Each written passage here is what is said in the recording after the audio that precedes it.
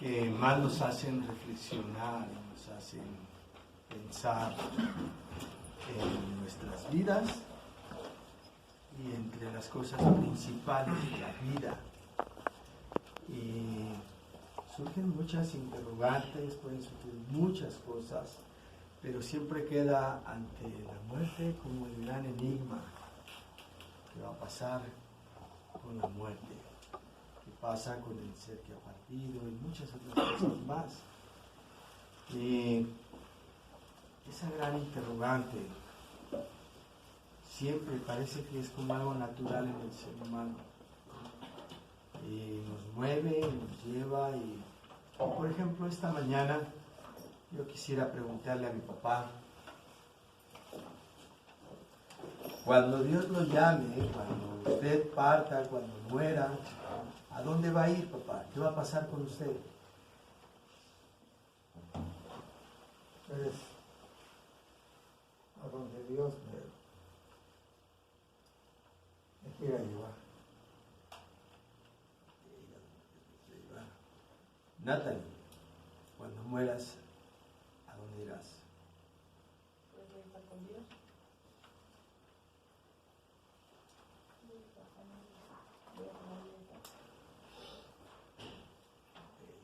A la Rosita, presencia del Señor. a la presencia del Señor.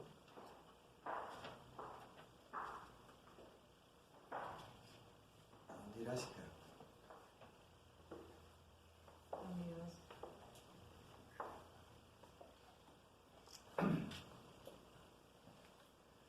Eso debe ser una total, absoluta convicción en nuestro corazón y en nuestra mente.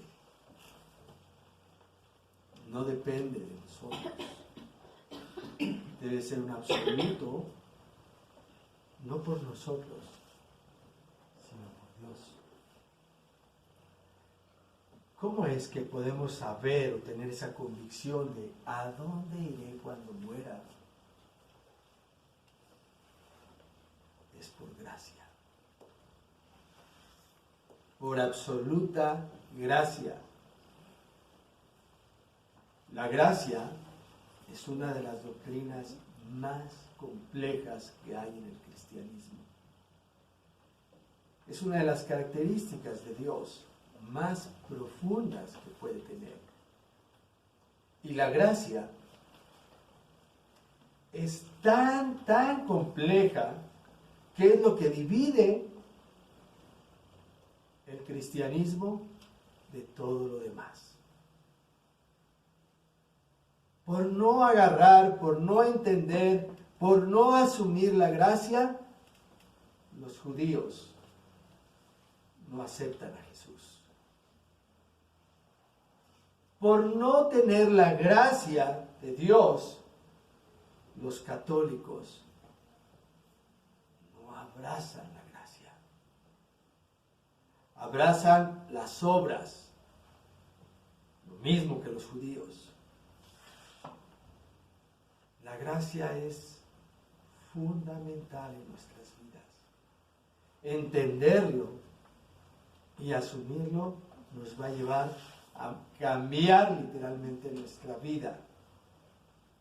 Es tan profundo que no es teórico. Desgraciadamente no se resuelve con la teoría. No es de aprender algo. No es de memorizar algo, no es de repetir una oración de Señor, creo en ti, creo que moriste en la cruz, creo que resucitarás, creo que me darás vida eterna.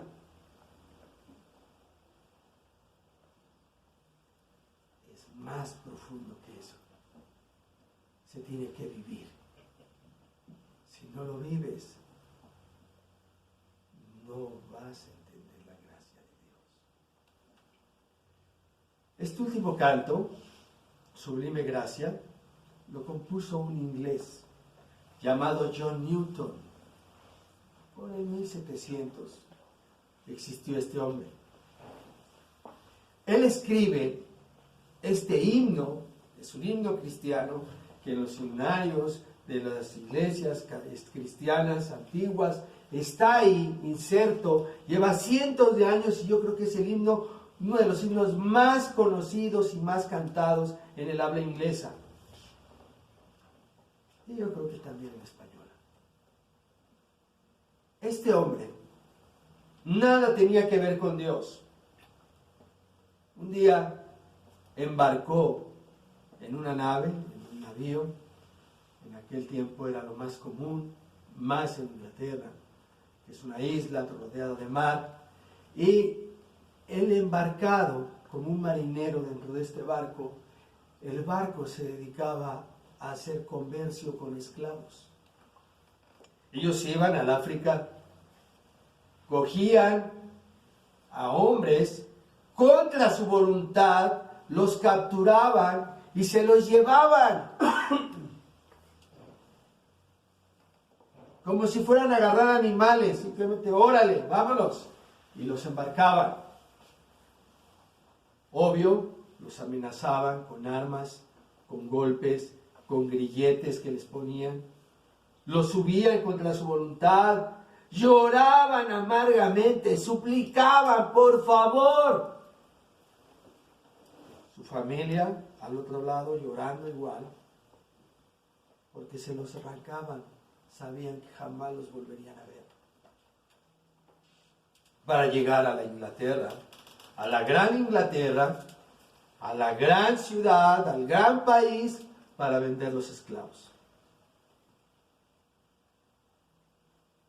A eso se dedicó gran parte de su vida. Un día, en el barco, en una gran tempestad, estaban por hundirse, y él en sus adentros, en alguna manera, le pidió a Dios. Y fue salvado. A raíz de ahí fue un parteaguas en su vida. Regresando, se dedicó a estudiar teología. Después se hizo él un líder en una iglesia, y él empezó a estar en la iglesia, y él escribe este himno: sublime gracia del Señor, Él me rescató. Las cadenas Él me rompió. Él no tenía cadenas, Él no era esclavo, pero sí fue esclavo en su corazón. Entendió lo que significaba el perdón de Dios, el perdón a través de Cristo, y transformó su vida. Y él pudo descansar en Dios. Ese descanso que podemos tener en Dios, de que no importa qué pase con mi vida, no importa lo que haya hecho con mi vida, no importa qué gran monstruo pude haber sido, qué gran cosa pudo haber vivido, Dios me perdona. Nuestra mente es maravillosa. Si ustedes tratan de acordarse de episodios negros en su vida, ¿qué pasa de eso? Se borran, se eliminan. Por eso hacen terapias, a veces ya cuando están grandes y van a terapias y tienen a veces ciertos traumas o cosas, les hacen terapias porque hay cosas que quieren olvidar, que quieren que su mente nunca pasó, porque las queremos vivir con eso, vivir con ello sería muy traumático. Preferimos eliminarlas.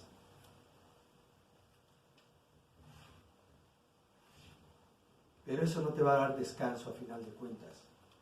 El día de mañana te va a salir, te va a surgir y va a ser un desastre tu vida de todas formas. Y vas a vivir con ello, con culpa, con heridas o con muchas cosas. Pero el verdadero reposo, el verdadero descanso, solo lo da la gracia de Dios. ¿Por qué puedo escribirles esto? Pablo escribió mucho acerca de esto.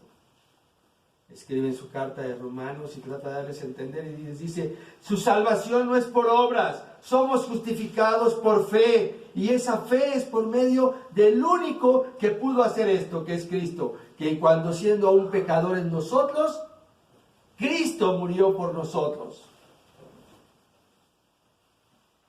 Eso es la gracia. La gracia es un favor, es una bondad que se nos otorga de manera inmerecida. Esa es la gracia. Y más adelante Pablo sigue escribiendo y hace cartas. Para mí, yo creo que no me cabe la menor duda, el autor de Hebreos es Pablo. Y Pablo escribe acerca de esto en el capítulo 4 y les dice a los judíos, queda un reposo. Queda un reposo. Y les habla para que ellos lo entiendan, siendo la comunidad mayormente judía. Dice, ok, ¿cómo queda un reposo? Ellos entendían que el reposo se los daría Josué cuando conquistó la tierra prometida. Y entonces ellos entrarían en ese reposo. Entrar a la tierra prometida, entrar en el reposo, era recibir la herencia de Dios también. Y tener paz para con Dios y para con todo. Pero no lo tuvieron. No hubo tal reposo. ¿Por qué no entraron en ese reposo? Por la desobediencia no entraron en el reposo. Muchos no le quisieron creer a Dios acerca de la tierra prometida. ¿Se acuerdan? Esta es la tierra que fluye leche y miel. Esta es la tierra que Dios ha prometido, pero no creyeron. Y entonces, hasta que no se murió toda esa generación, Dios permite que entre ahora Josué y no Moisés a tomar esa tierra prometida. Una vez que entran y la toman, no la tomaron completa. Y más adelante, por eso en el Salmo 95, que es en el que se basa el capítulo 4 de Hebreos, dice, pero falta un reposo. Hay un reposo todavía faltante. Y ese reposo, ¿cuál es ese reposo? Para un judío, si le preguntas ese reposo, es cuando venga el Mesías. Porque para ellos no ha venido el Mesías. Ellos esperan ese reposo. Pero de acuerdo a las Escrituras, de acuerdo a todo esto, es Jesús quien da cumplimiento a ese reposo. ¿Por qué hablar de reposo? Porque necesitamos descansar de nuestra vida, de nuestras obras y de todas las cosas. Dice, temamos pues, no sea que permaneciendo aún en la promesa de entrar en su reposo, alguno de ustedes perezca, no habiéndolo alcanzado. Es decir, puedo morir y no alcanzar ese reposo. Pablo está escribiendo y le dice a su audiencia, ustedes pueden morir y no haber alcanzado el reposo.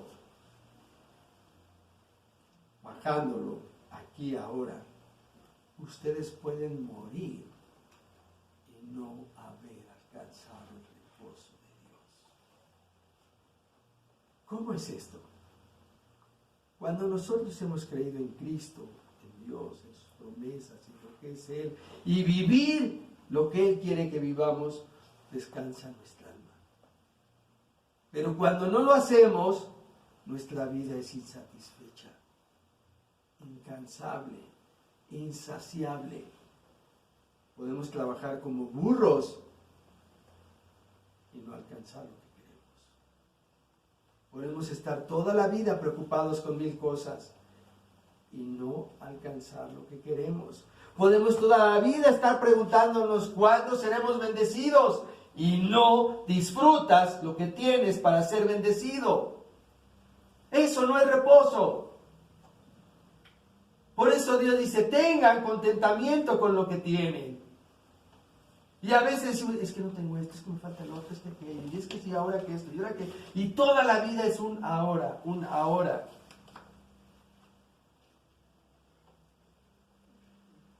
Tengan reposo con lo que tienen. Y luego dice, porque también a nosotros se nos ha anunciado la buena nueva como a ellos. Pero no les aprovechó el oír palabra por no ir acompañada de fe en los que oyeron. Pero los que hemos creído entramos en el reposo de la manera que dijo. Por tanto, juré en mi ira, no entrarán en mi reposo, aunque las obras suyas estaban acabadas desde la fundación del mundo.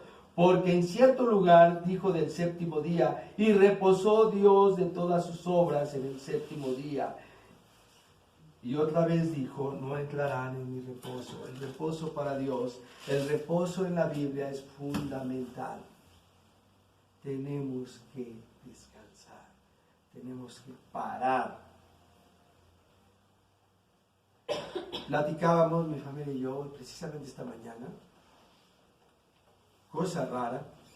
Los domingos es un súbele, bájale, córrele, muévele, pícale, límpiale, todo. Nos sentamos y empezamos a desayunar. Después se nos hizo tardísimo, ¿no? Pero en ese interludio de sentarnos a desayunar, uno de nuestros comentarios fue: la Navidad ya se nos vino encima. Y ni lo hemos podido sentir. Y yo todavía saqué mi palabrita y dije, es una vorágine. O sea, esto es, no me ha dado chance de nada. O sea, parece que es pum, pum, pum, uno tras otro.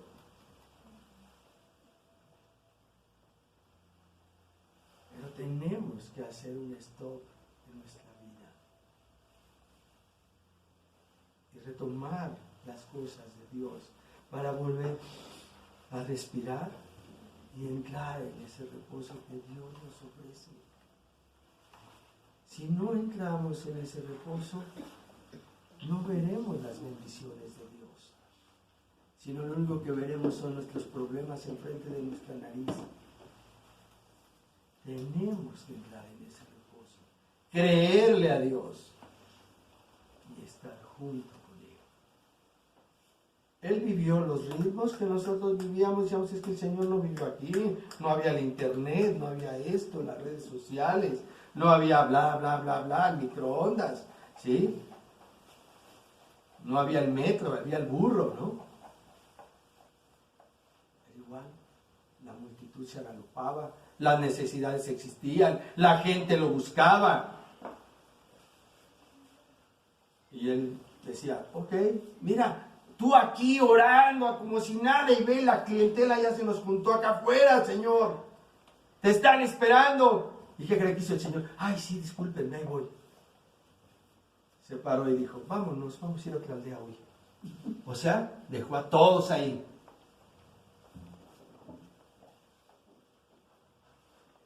Él sí sabía sus ritmos y sabía sus reposos. No tenemos que contagiarnos por todos. Tenemos que tomar nuestros tiempos, entrar en ese reposo. Y más adelante dice, porque si Josué les hubiera dado el reposo, no hablaría después de otro día. Por tanto, queda un reposo para el pueblo de Dios, porque el que ha entrado en su reposo también ha reposado de sus obras, como Dios de las suyas. Explico esto. ¿Por qué tiene que ver con reposar de las obras? Dios se cansa. Cuando hizo su creación, considérenlo. Haber hecho la tierra, haber hecho las estrellas, haber hecho la luz, y al séptimo día reposó. ¿Se cansó? Dice, sí, ha sido muy pesado. Dios no se cansa. Nunca. Dios no duerme. No necesita una pestañita como nosotros. Él es el creador. Dice un salmo, las estrellas, obra de tus dedos. O sea, Él es todo. Él no necesita descanso.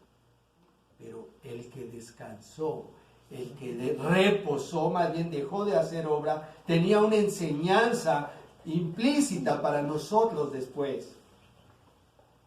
Nosotros hacemos, tiene que ver con el sabático también, dice, 6 días a la semana tienes para hacer toda tu obra, como Él hizo. Pero el séptimo, vas a dejar de hacerlo, vas a cesar de hacerlo. Y es el día del Señor. Es decir, tienes que conectarte con lo fundamental. Así nosotros. El reposo dice, vas a tener que dejar las obras ya no van a ser. Entra la gracia del Señor. Ese es el reposo. Ahora entra la gracia del Señor. No va a ser por mis obras, No es con mis obras. Yo tendré la salvación por la gracia del Señor, no por mí. Por eso más adelante, ya después dice, procuremos pues entrar en aquel reposo para que ninguno caiga en semejante ejemplo de desobediencia. Porque la palabra de Dios es viva y eficaz y más cortante que toda espada de dos filos y penetra hasta partir el alma y el espíritu, las coyunturas, los tuétanos y discierne los pensamientos y las intenciones del corazón. Este versículo que nos encanta, que a veces lo memorizamos, que a veces lo recetamos, ¿no? Para decir, Él conoce todo, efectivamente. Cuando lo recetes, acuérdate que también te lo recetas para ti mismo. Dios conoce tu intención, Dios conoce exactamente qué sientes, qué piensas, qué pasa, qué atraviesa por tu corazón. Nosotros podemos engañar a la gente, podemos engañar a Dios, podemos engañar a la iglesia, podemos engañar a medio mundo, pero al único que no vamos a engañar es a Dios. Tú le puedes preguntar a un hermano, ¿cómo estás? Bien, bien. Pero Dios sabe si estás bien. Y Dios sabe si en verdad has nacido de nuevo. Dios sabe si en verdad esa oración que hiciste para aceptar a Cristo es genuina. Dios sabe qué es verdad en ti y qué no. Dios sabe si en verdad le estás creyendo o no le estás creyendo, si entraste en su reposo o no entraste en su reposo.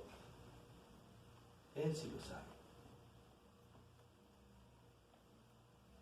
No hay vuelta de hoja. ¿Y para qué todo esto? ¿Ok? Por tanto, teniendo un gran sumo sacerdote que traspasó los cielos, Jesús, el Hijo de Dios, retengamos nuestra profesión de fe. Empieza a meter aquí Pablo la figura de Jesús como el sumo sacerdote. El sumo sacerdote era uno, no había dos ni tres, había uno terrenalmente.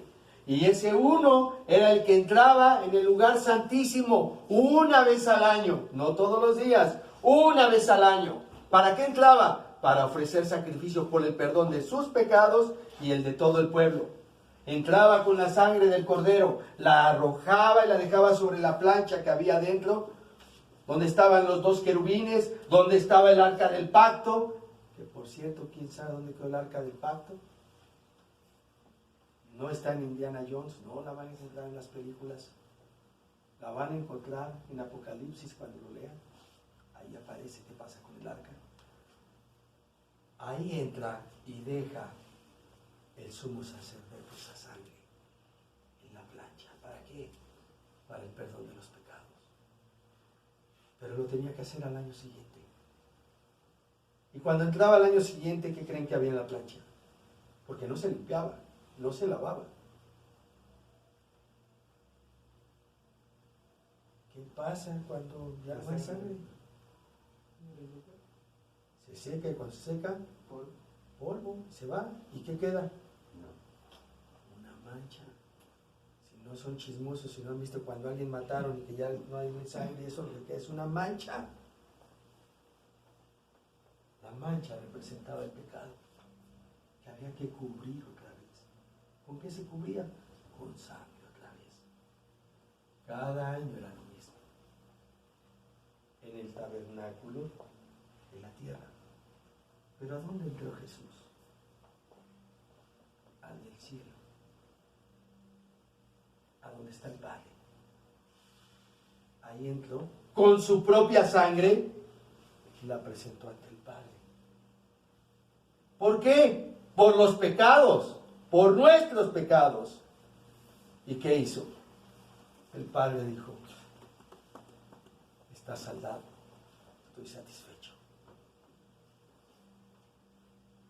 Él murió por todos los pecadores.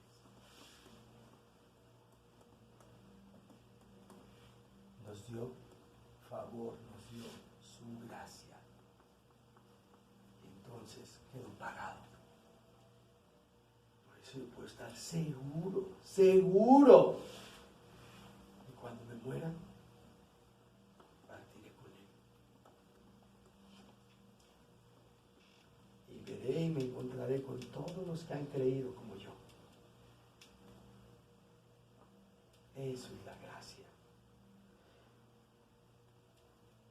Acerquémonos pues confiadamente al trono de la gracia para alcanzar misericordia y hallar gracia para el oportuno socorro.